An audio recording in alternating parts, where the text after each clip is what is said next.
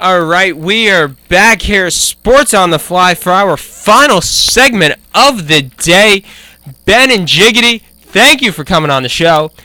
Always a pleasure to have them. Lovely insight into the NBA. But you know what?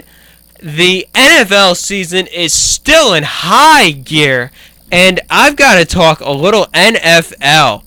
So last night, the Oakland Raiders picking up their first win in over a year, defeating the Kansas City Chiefs 24-20.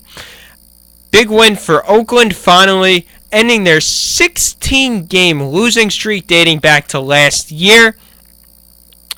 As for Kansas City, very unfortunate. Really looked like they were trying to distance themselves and make moves for the playoffs, but not the case there. Looked like a great opportunity for them playing Oakland, but it all happens, and that's the parody of the NFL. Saw a thing on Facebook, a photo on Facebook earlier that I thought was really telling. It was the 32 teams in the NFL. I posted it onto my Facebook page, and it says circle of parity complete in the NFL. Now that the Raiders have defeated the Chiefs, everyone has beaten everyone in the NFL. So you can go all around the league and find someone who has beaten somebody else. Really, I think just a great way to show how much parity there is in the NFL, and the NFL is the best professional sports league for that. Let me just run real quick through it. The Raiders beat the Chiefs beat the Patriots beat the Jets beat the Steelers beat the Ravens beat the Panthers beat the Lions beat the Giants beat the Falcons beat the Bucks beat the Redskins beat the Cowboys beat the Titans beat the Jaguars beat the Browns beat the Bengals beat the Saints beat the Packers beat the Bears beat the Vikings beat the Rams beat the 49ers beat the Eagles beat the Colts beat the Texans, Texans beat the Bills beat the Dolphins beat the Chargers beat the Seahawks beat the Broncos beat the Cardinals, and finally the Cardinals beat the Raiders. All the way back around. I think just a great way to sum up the NFL season so far. The first 11 weeks of the season. Looking ahead to Week 12 now, really quickly. Great slate of games coming up this week. Of course, we've got the storyline game of the week with the New York Jets at the Buffalo Bills at Ford Field.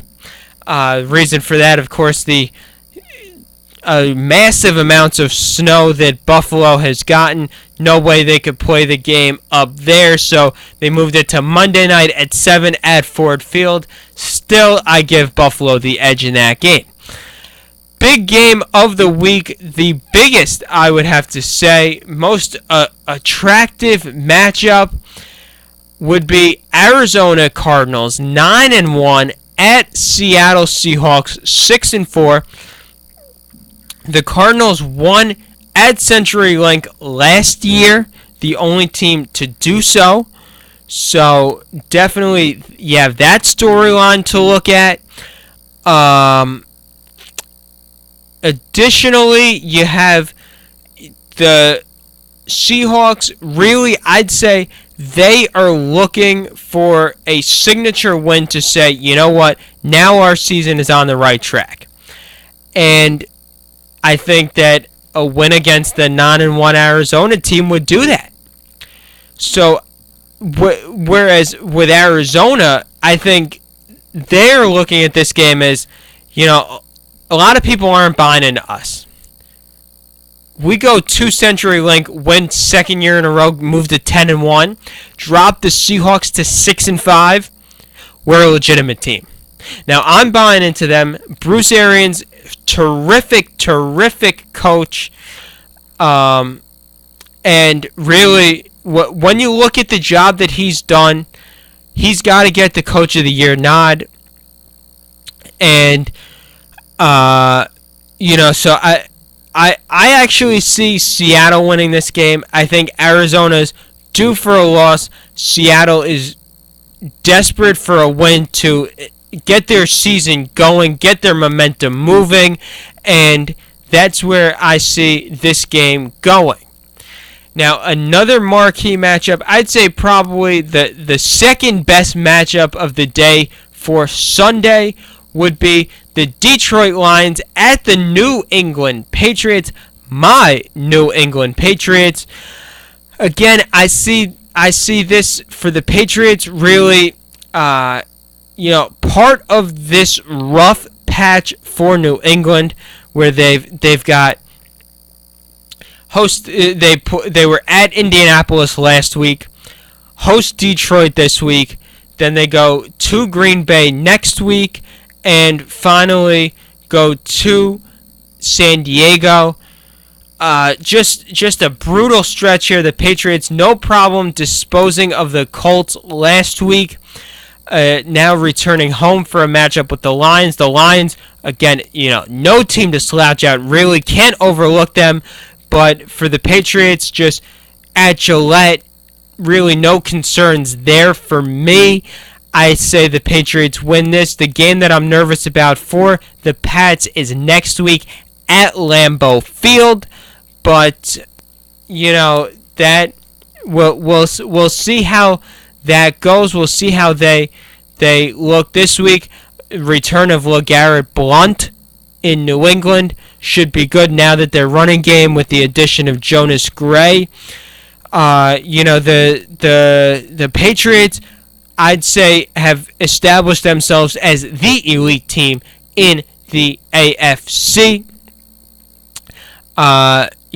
Outside of those matchups, nothing too compelling. I'd definitely say those are the two best. Great rivalry games, Sunday Night Football, Dallas at the Giants. Always a battle between those two teams. I like Dallas to take this game, the 7-3 Cowboys over the 3-7 Giants. But, you never know when these two teams match up. Could be a very even balance. I wouldn't surprise me if the Giants come away with the victory there, but I like the Cowboys. And finally, the Monday Night Football game, the New Orleans Saints hosting the Baltimore Ravens. Got to go with New Orleans in the Superdome. Very tough to beat Drew Brees and Sean Payton at home. I look to New Orleans to take that game. That is pretty much all the time that we have today. A great show. Shout out to Ben Zeno and Rob Jiggity. I know they just left for class, but great insight today. Always fun having them on the air. Will not be on the air next week due to the Thanksgiving break, Black Friday. We will be back 2 weeks from now. Same time, same place for some Sports on the Fly. Hello, everyone. This is Gregory Kasimis from the Metro Deli and